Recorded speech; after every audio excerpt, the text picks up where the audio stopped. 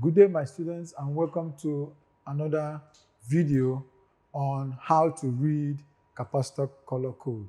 I remain Engineer Felix Ezoke. I'll be taking you on how to read the color code.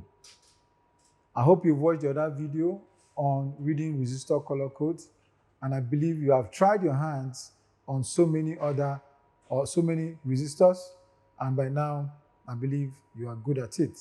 So let us try our hands on reading capacitor codes. What are capacitors? The primary function of a capacitor is to what? To store charge. A capacitor is made up of two conductors, and it is separated by a dielectric material. If these plates are connected and then powered up, the plates accumulate the electric charge, and when one plate accumulates the positive charge, the other one accumulates the negative charge. By doing so, the capacitor becomes charged.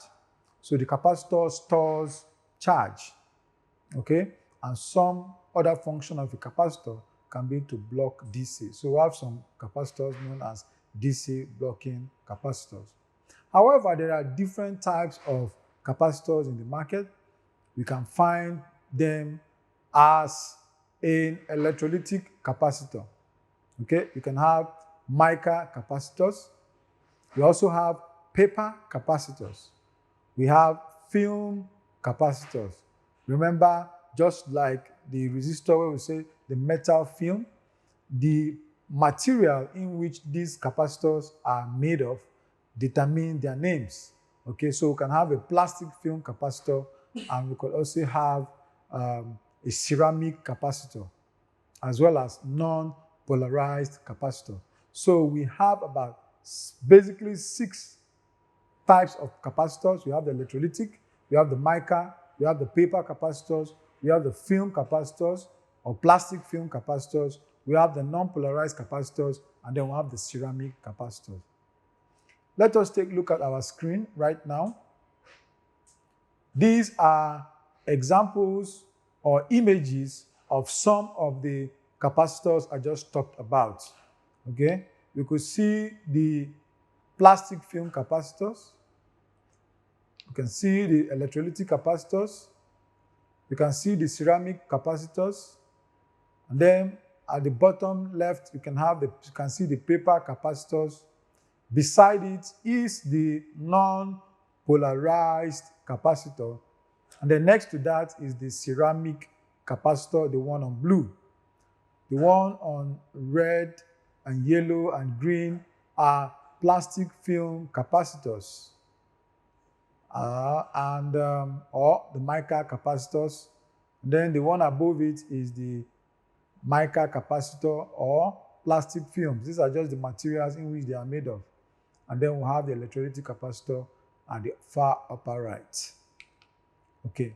Now, the value or capacitance is measured in farads, and it is named after an English physicist called Michael Faraday.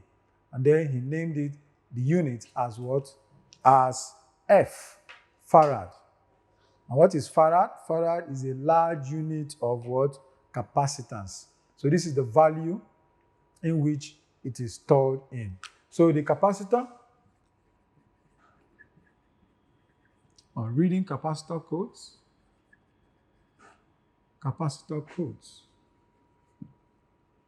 this is the symbol of a capacitor, just like you may have seen in identification of electronic components and symbols. So this is the general representation of a capacitor. So for an electrolytic capacitor, which is polarized, a polarized capacitor can be represented in this manner or in this manner. And then you have it. So this depicts the positive and the negative. This depicts the positive and the negative. So when you see something like this, you know it is polarized capacitor, and in most instances, it could be an electrolytic capacitor. Why this is the general representation of a capacitor? So this can be other forms. It can be a ceramic capacitor, a mica, plastic films, paper capacitor, and other type of what? Capacitors. Now, what are their units? You could have the farad. The farad could be in microfarad. Okay, microfarad. A microfarad is what? Times 10 raised to the power what? Minus 6. Okay, we have the nanofarad. The nanofarad is what? Times 10 raised to the power minus 9. And then we have the picofarad, a small p and a large f. We call it picofarads. Times 10 raised to the power minus 12. Okay? So these are about the popular ones that we can have. And if there's a millifarad, of course, it's 1 times 10 raised to the power minus 3. So most times when you go to the market to buy capacitors, you could hear the sellers of the capacitors referring it as what? Referring this as UF. Actually, it is not U, it is mu. It's a Greek letter, so called micro, okay? So this is the mu F. So when you pick up a resistor, you actually see the readings on it, just like this capacitor that I'm holding up. Okay, this capacitor is written 2200 mu F. That is 2200 microfarad. Okay, so and it has 25 volts. So these are the units of storage. So it means that it can store up to 2200 microfarad. That's the capacitance. That's the charge it can store.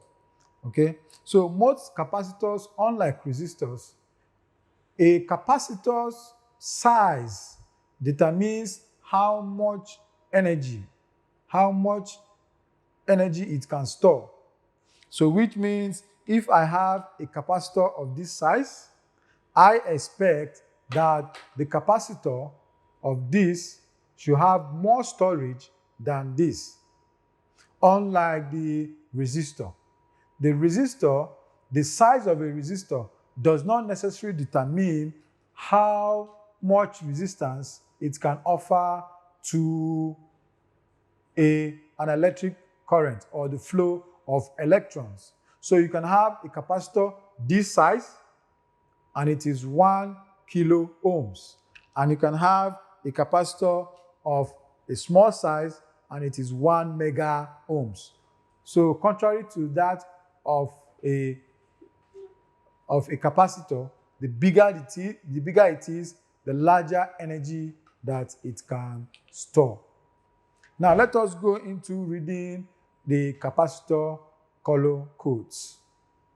Let's take, for example, you can have a capacitor that has this rating, or most times you can see a capacitor written N47. These things are always coded just like resistor color codes, because sometimes when you open an electronic panel, you see not for authorized personnel. So what it means that you must have some form of skill for you to open it. So we don't want to make it so open for, let me say the common man without this skill to just have access to these component values without having to go through a training on it. Okay, so sometimes you can open a capacitor or an electronic component, you'll see a capacitor and you have some codes written on it. You can have something like N47, or you can have something like 100K, or you can have something as 473J. Okay, so when you look at this, what does this mean? These are the things that we want to decipher. What does it mean? So this N47 to start with, what it means is 0.47 nanofarad. Nanofarad. Already we have said nano is times 10 raised to power minus 9. So the n is as if it's acting as to tell you it's nano and telling you exactly where the decimal point is. That's what it's as if it's acting. So you can see another value, probably you see 4n7. So 4n7 will mean what? 4.7 what? Nanofarad. What if it is 47n? What's it going to be? Simply put, 47 nanofarad. Okay? So these are what it means. What of 100K? If you have a resistor that has 100K on it, what it means is that that K is what? 1,000. Is that not so? 1,000. The K is 1,000. So what it means is multiply that 100 by 1,000 picofarad. Okay? So that's what it means. So this is 100 times 1,000 times 10 raised to power, what? Minus 12. So when you do the math, you see that this is equals to 100 nanofarad. Okay? So by the time it times 100 times 1,000 all over 10 raised to power minus 12, you get 100 times 10 raised to power minus 9. So that is 100 nanofarad.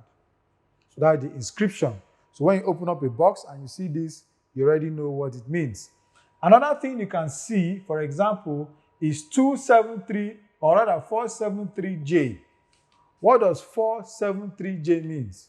Now, the 3 is the multiplier. Okay? Is a multiplier. Just like you have seen in that of the what? Resistor, where you have tolerance. The J is rather the tolerance, while 3 is the multiplier. Okay? So what I mean is that the inscription 437 on probably a resistor that looks this way with 473J means 4, you bring it down the first value, second value you bring it down 7, and the third value is the multiplier, just like that of what? The resistor. And then you have 1, 2, 3. That is what? 47,000. Is that not so? And then you now have what? Your J. Okay? There is a table that is in your material. When you go there, you see that the multiplier, or rather the tolerance for J, is 5%. So plus or minus, right? Plus or minus 5%. That is your tolerance value. What if it's a K? Okay, what if it's a K? What if you have 473K? It's the same thing. It is what? 47000. The K, the tolerance is what? Plus or minus 10K. It is contained in your material. When you go through it, you will see the answer. So with this now, you can bring it down to what you need. So when you get this, you discover that the answer is always in what? In picofarad. So when you do that, you add picofarads. Okay?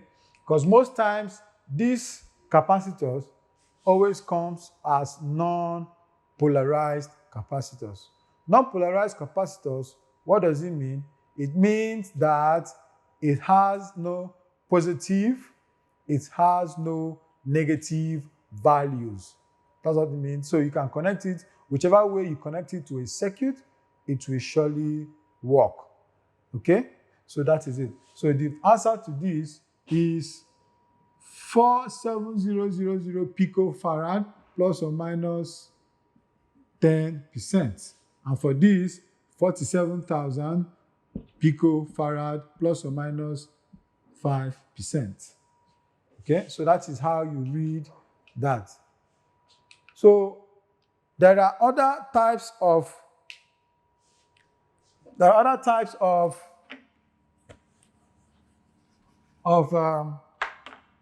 capacitors, which you can also see something like a code 2A104 probably J.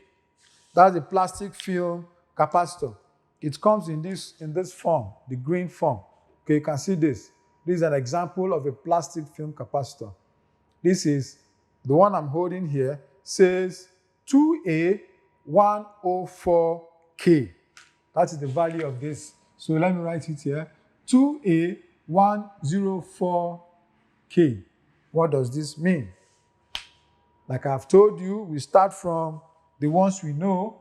Okay, so we can say 104K. This is the tolerance. Okay, and this is 1, 0, 4, 4 zeros. Okay, plus picofarad, plus or minus what? What is K? 10%. Okay, so this is 10%. So this is 100,000 picofarad plus or minus 10%. Now, what of the A? The 2A. The 2A is the voltage code. Okay, the voltage that it can operate with. Just like the electrolytic capacitor, which is clearly, that does not clearly need any coding. The value for electrolytic capacitor is clearly written, just as this says 2200 microfarad, 25 volts. You can see that. So for this, the 2A means 100 volts. Take a look at your screen. Before you are other values. You can have 1H, 2A, 2T, 2D, 2E, 2G, 2J. These are all permissible voltage ranges between 50 volts to 630 volts. So when you pick up your resistor, this number and alphabet can be before your actual code. So this number I've just shown you are the voltage range or permissible voltage. Again, in your screen is our exercise, the class exercise. You have 104J. What will be your answer? You have 155K. What will be your answer? All right, students, try your hands on this. Write down the answers. I know by now you would have the skill on how to read the capacitor color codes. Until we see next time, remember to come with this assignment to the school, and we meet you in the next class. Thank you very much and have a great day.